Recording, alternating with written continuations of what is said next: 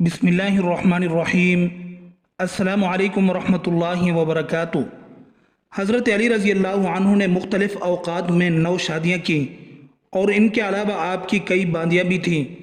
حضرت سیدنا علی المرتضیٰ رضی اللہ عنہ کا پہلا نکاح دختر رسول اللہ صلی اللہ علیہ وسلم حضرت سیدہ فاطمہ الزہرا رضی اللہ عنہ سے 2 ہجری میں ہوا۔ نکاح کے وقت حضرت سیدہ فاطمہ الزہرا رضی اللہ عنہ کی عمر مبارک 19 سال تھی، جبکہ حضرت سیدنا علی المرتضیٰ رضی اللہ عنہ کی عمر مبارک 25 سال تھی۔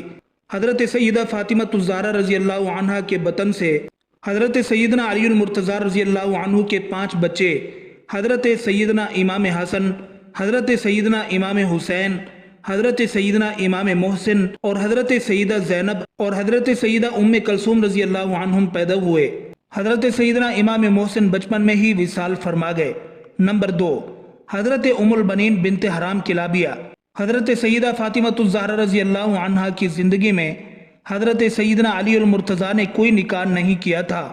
حضرت سیدہ فاطمہ الزہرا رضی اللہ عنہ کے وصال کے بعد حضرت سیدنا علی المرتضیٰ نے ام البنین بنت حرام کلابیہ سے نکاح کیا، جن کے بطن سے حضرت عباس، حضرت جعفر، حضرت عبداللہ اور حضرت عثمان، یہ 4 صاحبزادے پیدا ہوئے۔ حضرت عباس کے علاوہ باقی تینوں صاحبزادے میدان کربلا میں حضرت سیدنا امام حسین رضی اللہ عنہ کے ہمراہ شہید ہوئے۔ نمبر 3، حضرت لیلہ بنت مسعود۔ حضرت سیدنا علی المرتضیٰ رضی اللہ عنہ کا تیسرا نکاح حضرت لیلہ بنت مسعود سے ہوا، جن سے حضرت عبید اللہ اور حضرت ابو بکر پیدا ہوئے۔ حضرت سیدنا علی المرتضیٰ کے ان دونوں صاحبزادوں نے بھی میدان کربلا میں جام شہادت نوش فرمایا۔ نمبر 4، حضرت اسماء بنت عمیس۔ حضرت سیدنا علی المرتضیٰ رضی اللہ عنہ نے چوتھا نکاح حضرت اسماء بنت عمیس سے کیا، جن سے حضرت محمد اصغر اور حضرت یحییٰ پیدا ہوئے۔ روایات کے مطابق ان دونوں صاحبزادوں نے بھی میدان کربلا میں جام شہادت نوش فرمایا۔ نمبر 5، حضرت سیدہ امامہ۔ حضرت سیدنا علی رضی اللہ عنہ کا 5واں نکاح حضرت سیدہ امامہ سے ہوا۔ حضرت سیدہ امامہ حضور نبی کریم صلی اللہ علیہ وسلم کی دختر نیک اختر حضرت سیدہ زینب کی صاحبزادی تھیں۔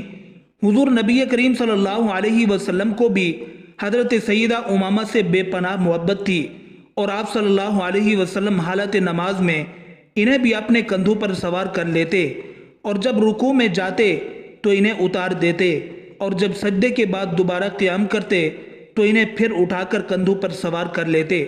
روایات کے مطابق حضرت سیدنا علی المرتضیٰ نے حضرت سیدہ فاطمہ الزہرا کی وصیت کے مطابق ان سے نکاح کیا۔ حضرت سیدہ امامہ کے بطن سے حضرت محمد اوسط پیدا ہوئے۔ نمبر 6، حضرت خولہ بنت جعفر۔ حضرت سیدنا علی رضی اللہ عنہ کا 6واں نکاح حضرت خولہ بنت جعفر سے ہوا، جن کے بطن سے حضرت محمد الاکبر پیدا ہوئے، جو تاریخ میں محمد بن حنفیہ کے نام سے مشہور ہوئے۔ نمبر 7، حضرت صحبہ بنت ربیعہ تغلبیہ۔ حضرت سیدنا علی المرتضیٰ رضی اللہ عنہ نے 7واں نکاح حضرت صحبہ تغلبیہ سے کیا، جن سے حضرت رقیہ پیدا ہوئیں۔ نمبر 8، حضرت ام سعید بنت عروہ بن مسعود ثقفی۔ حضرت سیدنا علی المرتضیٰ رضی اللہ تعالی عنہ کا 8واں نکاح حضرت ام سعید بنت عروہ بن مسعود ثقفی سے ہوا۔ حضرت ام سعید سے حضرت ام الحسن اور حضرت رملہ کبریٰ پیدا ہوئیں۔ نمبر 9، حضرت محیات بنت امرؤ القیس۔ حضرت سیدنا علی المرتضیٰ نے اپنا 9واں اور آخری نکاح حضرت محیات بنت امرؤ القیس سے کیا، جن سے حضرت سیدنا علی رضی اللہ عنہ کی بیٹی پیدا ہوئیں، جو بچپن میں ہی اس جہان فانی سے کوچ فرما گئیں۔ حضرت سیدنا علی المرتضیٰ رضی اللہ عنہ کا سلسلہ نسب آپ کے صاحبزادوں حضرت سیدنا امام حسن، حضرت سیدنا امام حسین اور حضرت محمد بن حنفیہ، حضرت عباس، حضرت جعفر اور حضرت عمر رضی اللہ عنہم سے چلا۔ روایات میں آپ کے 7 بیٹوں کے احوال کا تذکرہ موجود ہے، جن میں پہلے حضرت سیدنا امام حسن۔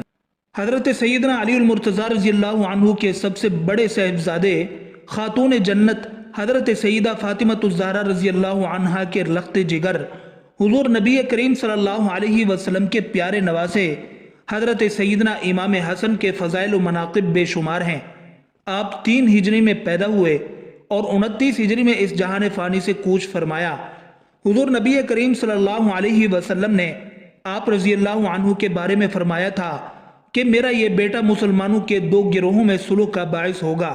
چنانچہ حضور نبی کریم صلی اللہ علیہ وسلم کی یہ پیشین گوئی اس وقت پوری ہوئی جب آپ نے امت مسلمہ کے اتحاد کے لیے حضرت امیر معاویہ رضی اللہ عنہ کے دست حق پر بیعت کر لی اور خود مدینہ منورہ تشریف لے آئے، جہاں اپنی ساری زندگی بسر کی۔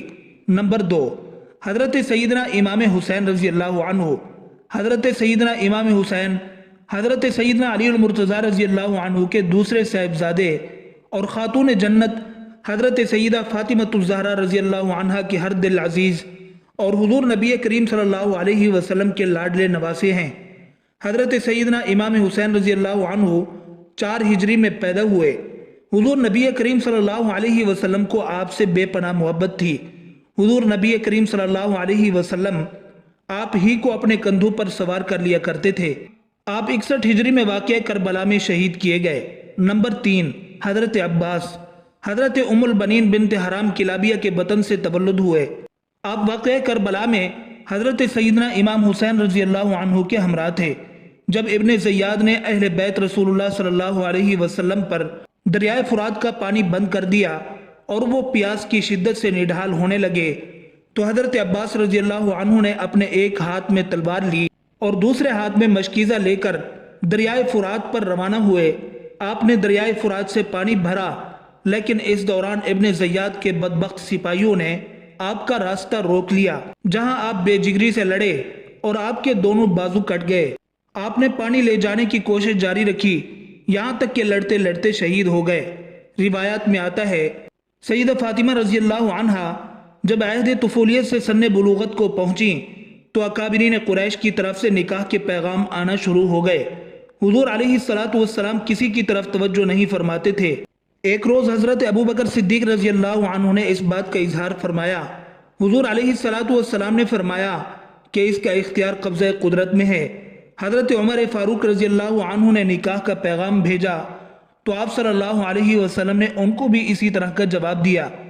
ایک دن حضرت ابو بکر صدیق رضی اللہ عنہ، حضرت عمر فاروق اور حضرت سعد بن معاذ رضی اللہ عنہم مسجد میں تشریف فرما تھے اور حضرت فاطمہ رضی اللہ عنہا کے بارے میں گفتگو فرما رہے تھے۔ انہوں نے کہا کہ اکابرین قریش کی طرف سے حضرت فاطمہ رضی اللہ عنہا کے لیے بھیجا جانے والا نکاح کا پیغام کسی کے لیے بھی قبول نہیں ہوا۔ حضرت علی رضی اللہ عنہ نے ابھی تک پیغام نہیں دیا۔ حضرت ابو بکر صدیق رضی اللہ عنہ نے فرمایا، میرا خیال ہے کہ حضرت علی رضی اللہ عنہ کے سامنے رکاوٹ صرف مال کی کمی ہے۔ خدا اور اس کا رسول صلی اللہ علیہ وسلم ان کا نکاح حضرت فاطمہ رضی اللہ عنہ کے ساتھ کرنے پر راضی ہیں۔ اس کے بعد حضرت صدیق اکبر رضی اللہ عنہ نے حضرت عمر فاروق اور حضرت سعد بن معاذ رضی اللہ عنہم کو کہا کہ آؤ ہم حضرت علی رضی اللہ عنہ سے ملیں اور ان کو حضرت فاطمہ رضی اللہ عنہ کے ساتھ نکاح کا پیغام دینے کی ترغیب دیں۔ چنانچہ یہ تینوں اصحاب مل کر حضرت علی رضی اللہ عنہ کے پاس پہنچے۔ حضرت ابو بکر صدیق رضی اللہ عنہ نے فرمایا، اے علی، کوئی نیکی ایسی نہیں جس میں آپ سبقت نہ لے جاتے ہوں، اور پھر آپ کا حضور علیہ السلام کے ساتھ ایسا مقام و مرتبہ ہے کہ کسی دوسرے شخص کا اس میں شریک و دخل نہیں۔ آپ حضرت فاطمہ رضی اللہ عنہ کے لیے نکاح کا پیغام دیں۔ چنانچہ ان کی ترغیب دلانے پر حضرت علی رضی اللہ عنہ حضور صلی اللہ علیہ وسلم کی خدمت میں حاضر ہوئے۔ حضور علیہ السلام نے ان کو پاس بٹھا لیا۔ حضرت علی رضی اللہ عنہ سر جھکائے زمین کو دیکھے جا رہے تھے، جس طرح کہ کوئی شخص ضرورت مند ہو مگر شرم کی وجہ سے اپنی حاجت بیان نہ کر سکتا ہو۔ حضور نبی کریم صلی اللہ علیہ وسلم نے فرمایا، اے علی، میرا خیال ہے کہ تم کسی چیز کی خواہش مند ہو مگر اسے بیان کرنے میں شرم محسوس کر رہے ہو۔ جو کچھ تمہارے دل میں ہے کہہ دو اور شرم مت کرو، تمہاری خواہش پوری ہوگی۔ اس پر حضرت علی رضی اللہ عنہ نے اپنا مدعا بیان فرمایا۔